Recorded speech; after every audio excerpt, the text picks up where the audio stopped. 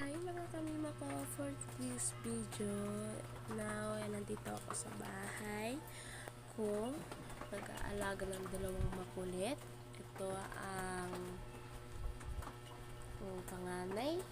And then, ito naman ang pangalawa. Itong panganay ko is ako na nag-aalaga. Siya po yung anak ng kapatid ko. Ako na ang nag-aalaga. Tapos ito naman ang baby ko. Ayan, tulog pa rin. Kasi syempre, aga nilang magising. Dahil ang aking mister is papasok sa work. Maaga talaga papasok sa work. Kasi 7:30 talaga siya umaalis ng bahay. Then, ako naman, syempre, gawain ko dito sa bahay, mga kamima ko, is alagaan yung dalawang bata. And then, dito sa bahay, maglinis, maghugas. Alam mo yung mga gawain ng mga nanay, diba? Hindi madali ang maging isang nanay. Diba? Alam niyo na yun, mga kamima ko. Then, ngayon, sa amin ay maulan. Maulan dito sa amin. Maaga pa lang talaga maulan na dito sa amin. Kaya hindi mo mararanasan dito sa amin dumainit kasi may mga puno dito sa amin. Tapos ngayon is dahil maulan na, hindi kami makagala dahil syempre iba na rin yung panahon, puso yung sakit, kaya dito muna sa bahay. Hindi naman sa muna kasi meron naman kaming service papunta doon sa mama ko. Then may e-bike naman ako, may truck naman ako. Hindi naman mababasa sila.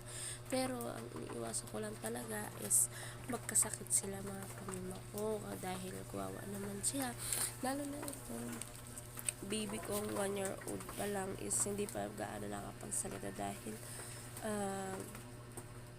yun nga, is 1 year old pa lang, hindi niya pa alam na mama, kasi ganyan, may sakit ako, kasi ganyan, diba?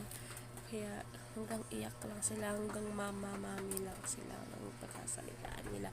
Ngayon, gawain ko ngayon is maglilinis ako ng bahay namin. Maglilinis ako siya, ayan, ganyan gagawa niya.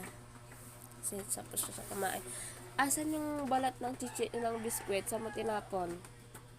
Tapon mo doon, bilis. Yan.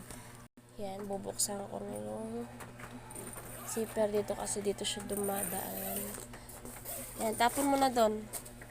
Yan. Yan, tapon mo yan doon sa basurahan. Yan, ako naman is magtutupi na ng gamit ng baby ko kasi ewan ko lang kung tuyo na, pero naka-dryer naman yan. Naka-dryer naman. Ayan.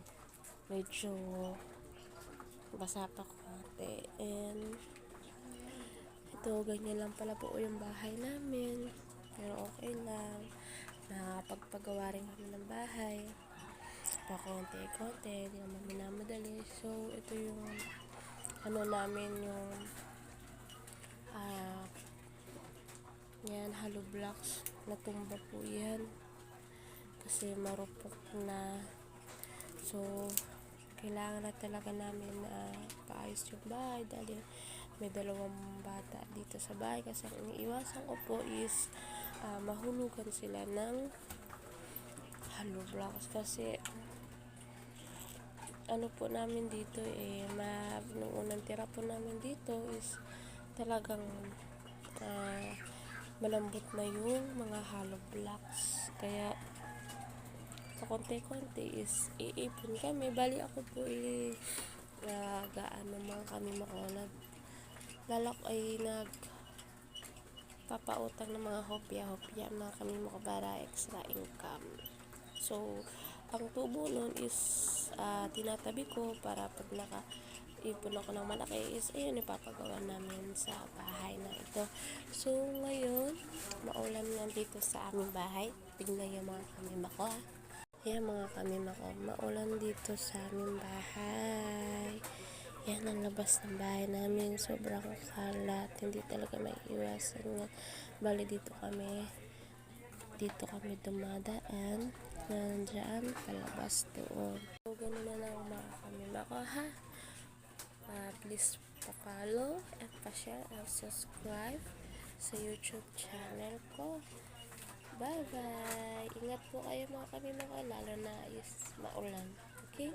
Lalo sa mga nagbumotor dyan mga kamima ko, ingat po kayo dahil madulas po ang daanan. Kaya, ano pang hinihintay nyo?